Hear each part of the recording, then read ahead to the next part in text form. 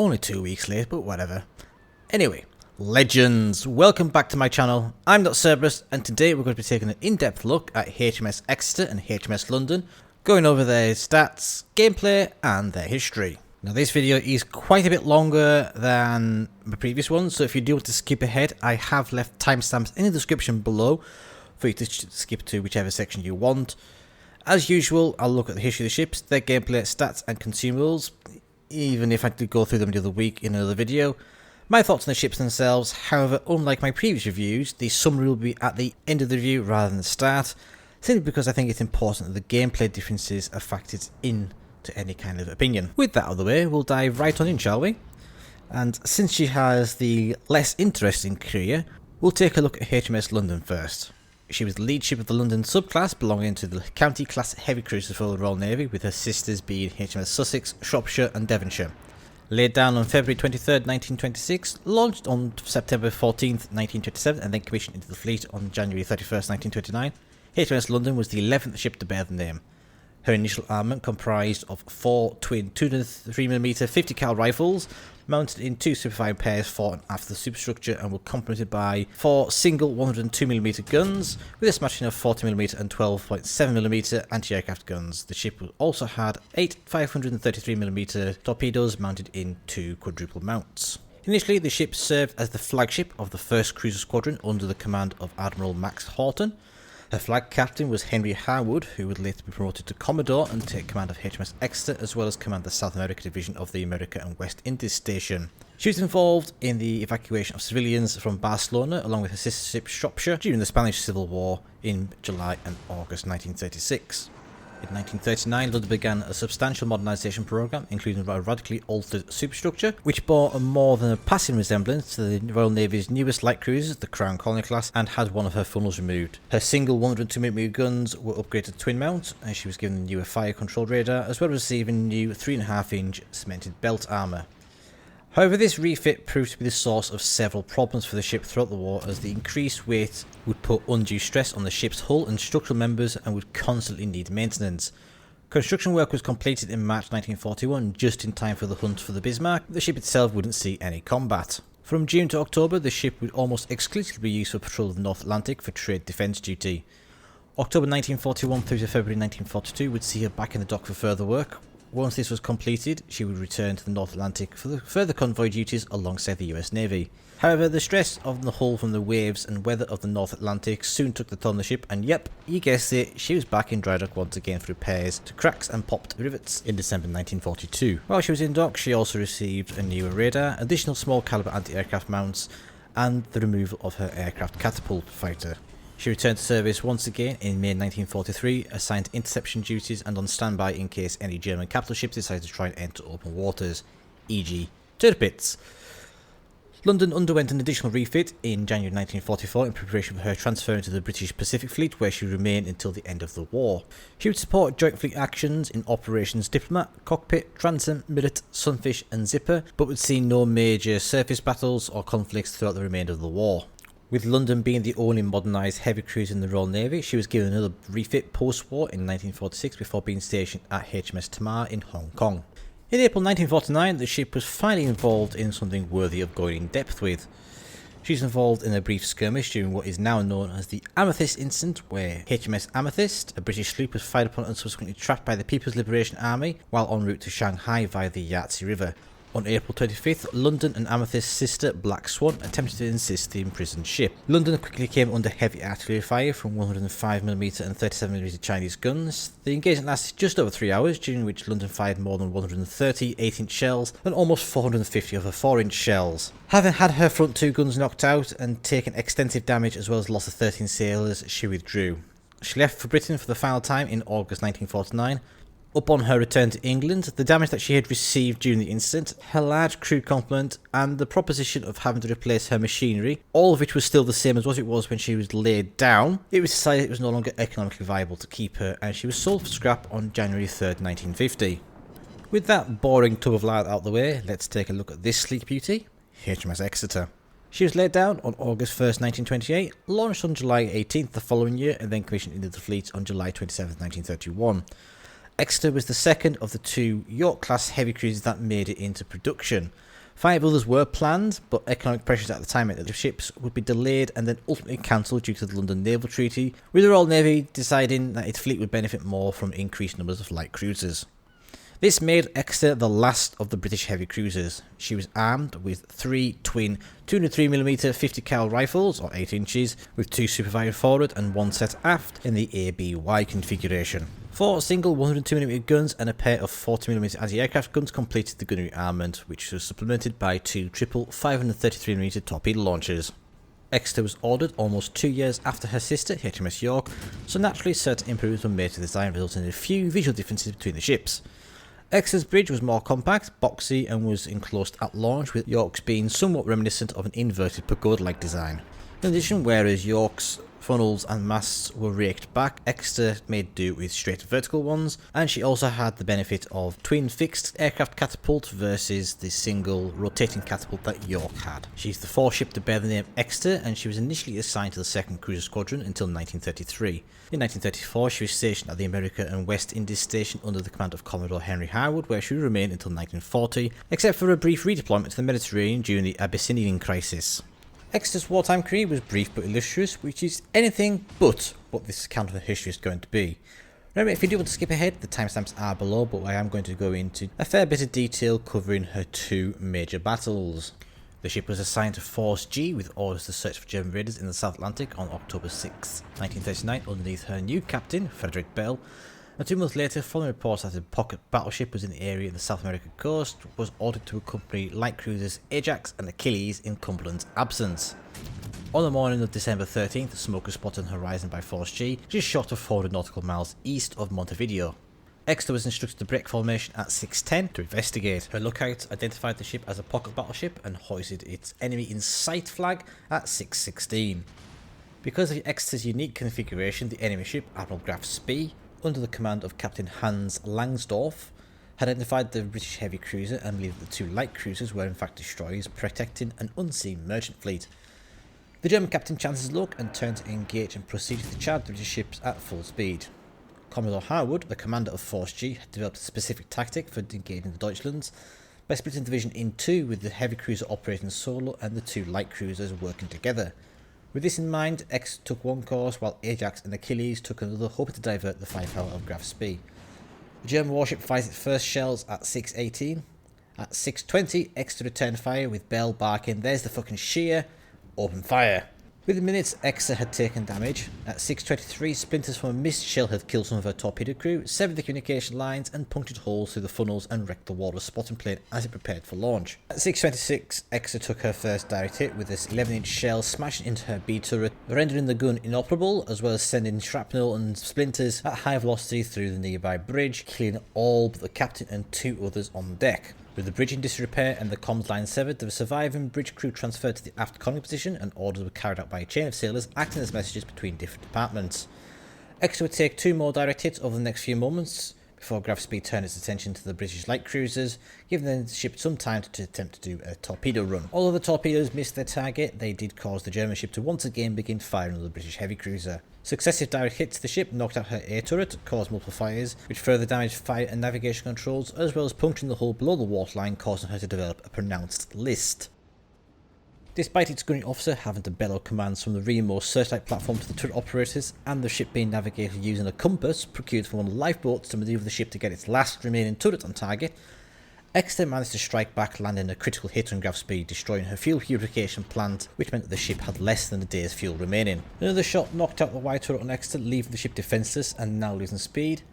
Bell famously declared, "I'm going to ram the bastard, it'll be the end of us, but it'll sink him too." Graf Spee did lose interest with the Exeter at around 7:25 and then proceeded to engage light cruisers before retreating under the smoke screen. Exeter managed to recover use of her wide turret at around 7:30, however it was quickly rendered useless by flooding in the machinery room. The ongoing damage had taken its toll, and by 7:40 the ship could no longer keep up with the battle. Exeter was ordered to head to Port Stanley in the Falkland Islands later in the morning when it became clear she would not be able to join the chase with the 2 light cruisers now in hot pursuit of Graf Spee. In total, the ship had taken 7 direct hits from the German 11-inch guns, killing 61 sailors and wounded another 23, in exchange for 3 direct hits back on Spee. 1 shell narrowly missed the main engine room, but the decisive blow that doomed the ship was the hit to its fuel purification plant, which forced the ship into neutral waters and was ultimately scuttled. Exeter remained in Port Stanley until January 1940 before returning to Britain for complete repairs and modernisation. The works lasted until March 10, 1941 and included replacing the single 102mm guns with twin mounts, additional anti-aircraft mounts, a rebuilt bridge with additional fire control, enclosing the torpedo launchers with a roof over them, as well as a new tripod mast to house the radar equipment. Mounts were also added to the B and Y turrets for Orlik and AA guns, but the guns themselves never fitted. The ship as she appears in-game is reflective of her 1941 refit.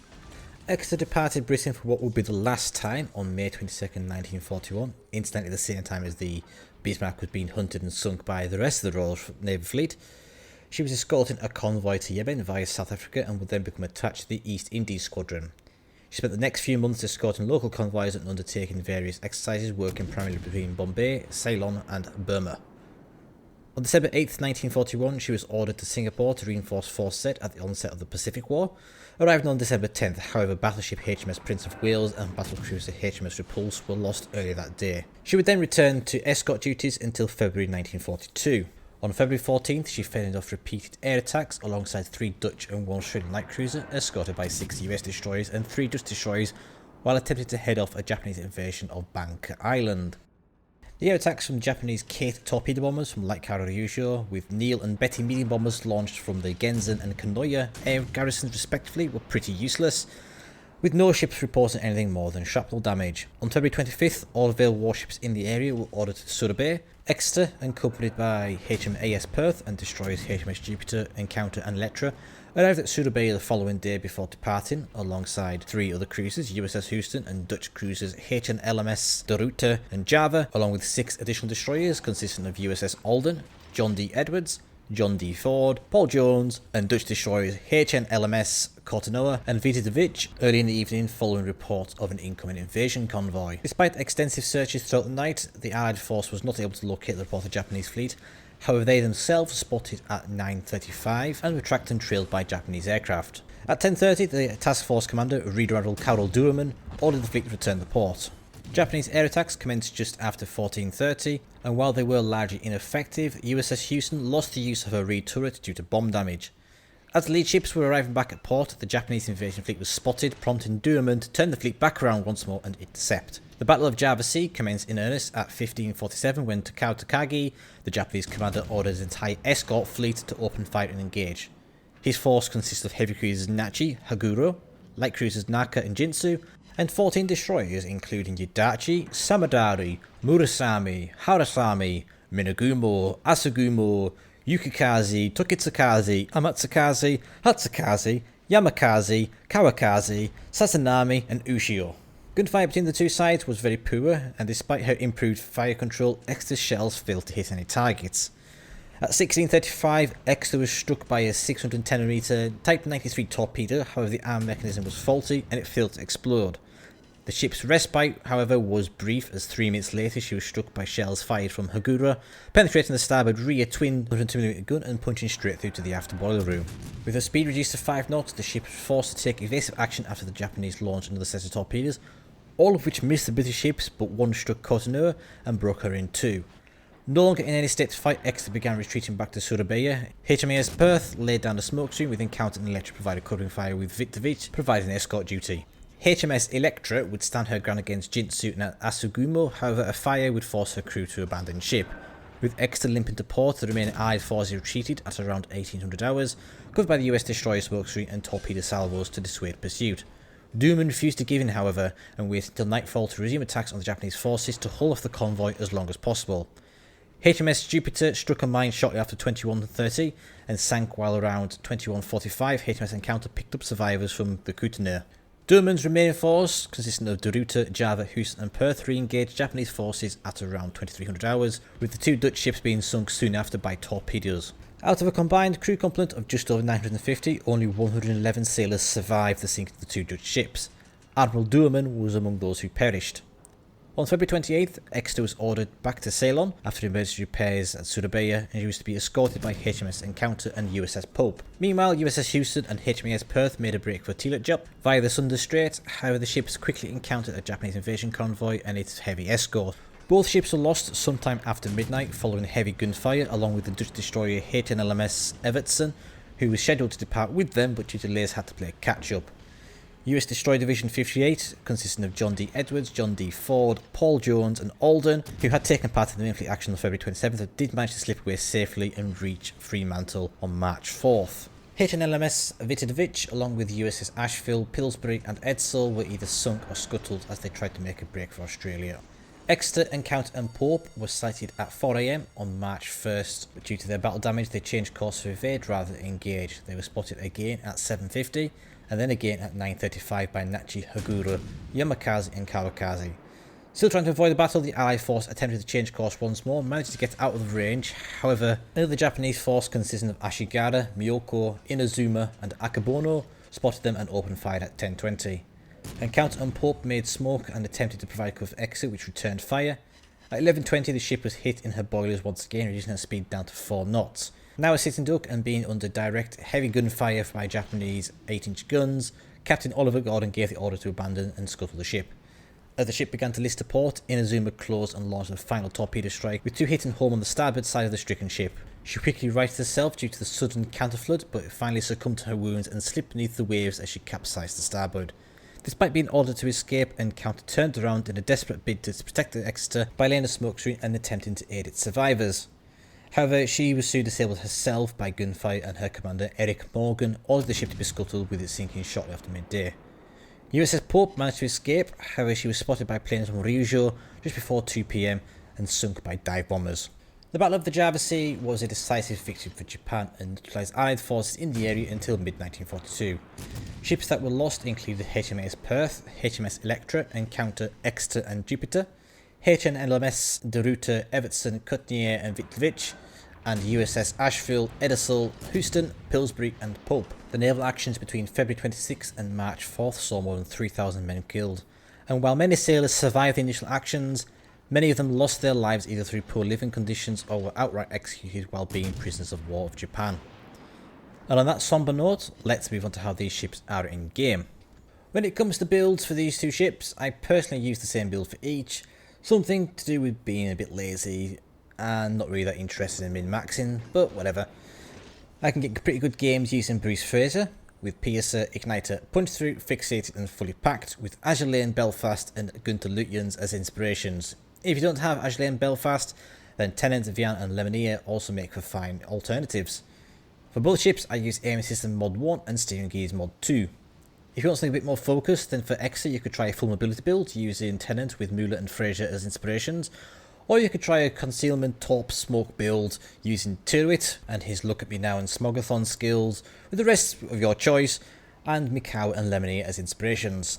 For London, for me there's only one focused build that I can think of, which would be using John Jellicoe with Burn It Down, Crisscross, Second Thought, Smoke on the Water, and Will to Rebuild or Fully Packed, which is kind of your choice, with Sansonetti and Tennant as inspirations. For me, Exeter is definitely the more versatile of the 2 ships, and I would definitely encourage you to experiment with her, but with London you should probably try and play it safe, so go with what you know.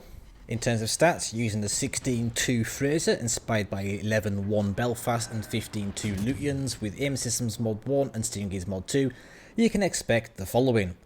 Exeter weighs in with 29,400 hit points against London's 34,600, with both ships sharing a 4% torpedo damage reduction. Looking at artillery, London has a slight range advantage on her 8 203mm guns with 14.5km and a 15-second reload versus the 14.3 and 12 seconds for Exeter's 6 guns. All the other gunnery stats are identical, with both ships enjoying a 22.5 second turret traverse speed, 5,107 max AP shell damage and 2,850 18% fire chance HE shells.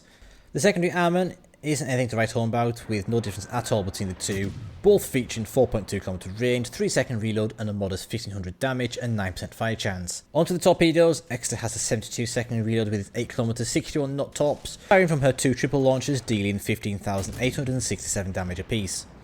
London's are considerably more mediocre, with a 106-second reload on 7km 59 knot top speed torpedoes fired from 2 quad mounts, each doing 15,733 damage. Moving on to mobility, Both ships have the same maximum speed with 32.9 knots, with Exeter being much more agile, managing a rudder shift of 4.9 seconds and 650 metre turning circle compared with the 6.3 second and 710 metre turning circle of London. However, Exeter also benefits from the inbuilt acceleration boost that the British light cruisers enjoy and is able to get up to speed in about half the time it takes London. And finally, for concealment, Exeter is a smidge better, with her detection by sea being 10.5 versus the 10.6 on London. Her detectability by air is 6.6 versus 6.7. Both ships have a 5.3 km detection radius for their smoke firing penalty, so you don't need to worry about that too much. When it comes to the consumables, both ships come equipped with the standard cruiser type damage control party with a 5-second duration and 6-second cooldown. They both come equipped with a smoke screen, and with my build I get 3 charges of a 15-second duration, 99-second dispersion, with a 235.2-second reload, although Exeter does have the option to swap out this for a standard cruiser catapult fighter. Where the two ships differ heavily, however, is in the sonar and repair party. Exeter has a long-range sonar with 3 charges and is able to pick up torpedoes and ships from 3.5km and 5.1km respectively, with a 112-second duration and 176.4-second reload. This contrasts with London's torpedo and ship detection ability of 2.5 and 3.5km, with its duration lasting a full 3 minutes and having a 117.6-second reload with 4 charges. And then the even more difference lies with the repair part of the two ships, with Exeter having the standard battleship heal of 0.5% hit points over 28 seconds and a 78.4-second cooldown. London, on the other hand, gets a staggering 2% hit point per second repair party for 20 seconds, but with a much longer cooldown of 117.6 seconds. Both ships, using fully packed, have 3 charges of their repair parties as well. When it comes to playstyle, it is very easy to presume that because they are both tier 5 premium heavy cruisers belong to the same nation, that they play the same. However, nothing could be further from the truth. The basic approach, in my opinion, is to play Exeter like a British light cruiser that just happens to have HE, and London similar to a Pensacola that just so happens to have a smoke screen, a heal, and some torpedoes. If you're familiar with those playstyles, you're pretty much sorted. Taking a look at Exeter first, she is fairly squishy with a fairly easy to hit citadel in keeping with the British light cruisers, but she is very agile and has an excellent sonar, perfect for contesting the edges of cap circles and choke points while supporting your destroyers from within your smoke screen. Your primary goal will be eliminating nearby destroyers with HE and then slapping the crap out of any broadside cruisers on approach using your AP shells, with a spotted torpedo area denial for good measure. With Azure and Belfast as an inspiration at high enough levels, you can have your smoke firing penalty less than your sonar range, and means you'll be able to see ships before they see you. Once your smoke screen is approaching exploration, unless you have a friendly nearby with a fresh one ready, you should probably think about making a tactical retreat to safety, either to a distance or behind your nearest island waifu. During the retreat phase, you'll want to use your guns to turret traverse and ships agility to dodge incoming shells and take pot shots at the enemy until you're approaching your concealment limit, and then stopping firing until you're behind cover. Stick to islands like glue, playing peekaboo until your smoke screen's ready again, and then make your next cap contest, unless of course the coast is clear. If you're not spotted on your approach, hold fire until you're safely snuggled into your smoke screen. In the late game phase, depending on what ships are left, you want to focus on hunting those remaining destroyers or annoying the crap out of an enemy battleship. For London, if you're operating solo, you'll want to try and stay in cover as much as possible, as you lack the mobility and the agility to get out of dodge quickly if things go tits up. If you decide you want to pop out and have a go at the enemy, try and keep a little bit of range and a little bit of an angle and focus primarily on cruisers if you can. With 8 8-inch guns at this tier, you can blap them pretty hard when they're broadside of your AP shells, similarly how you can do in a Pensacola. Just don't be expected to do mean things to set AP against battleships, because as like Exeter, it has fairly poor penetration. If you have a division mate or are with another ship, then try and stay behind that ship, laying down cover and fire as best as possible. Be sure to use the correct hit shell type for the situation, however. Should you come under fire, your armour is thick enough to bounce 8-inch and some battleship rounds if you angle properly. London does benefit from having a very low line citadel that is only just above the waterline, so with the exception of any plunging fire, you should be able to avoid more stray citadel hits unless you're being targeted specifically. Remember, when the going gets tough, you have a super heal to repair back heavy damage, although it won't recover much damage still, and you also have a smoke screen ready to pop if you need to get unspotted quickly. So Sir, are you going to tell us what ship's better or what? Well, yes and no. They both have very different playstyles, so it's not really fair to compare them, despite it being natural to do so. If you want a lightly armoured, agile hunter with a reliable rate of fire and a good set of consumables, then Exeter should be your go-to ship. If you first look a bit more ponderous with heavier firepower and a bit more in the way of tanking, if not being able to be quite as aggressive, then go for London. For me, however, Exeter is a much more fun ship, as I like the British cruise line very much, and her selection of consumables and agility means she's very versatile, albeit fragile, and depending on how you spec, your commander can accommodate numerous playstyles with ease. She feels like a natural extension to the line, whereas London doesn't feel very British at all. In fact, I would say she feels very US, and you could probably stick that ship in the US tech tree and nobody would know any different. And on that note, I hope you've enjoyed the video. This has been an extra long double feature.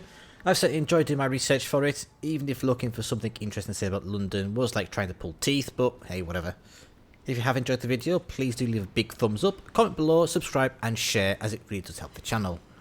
West Virginia should hopefully be my next review, although depending on how long that takes, we may end up with Cheshire, possibly even Ognivoy, depending on if I get that ship from Wargaming to test out or not. We'll have to see. But thank you all for watching, take care, and I'll catch you next time.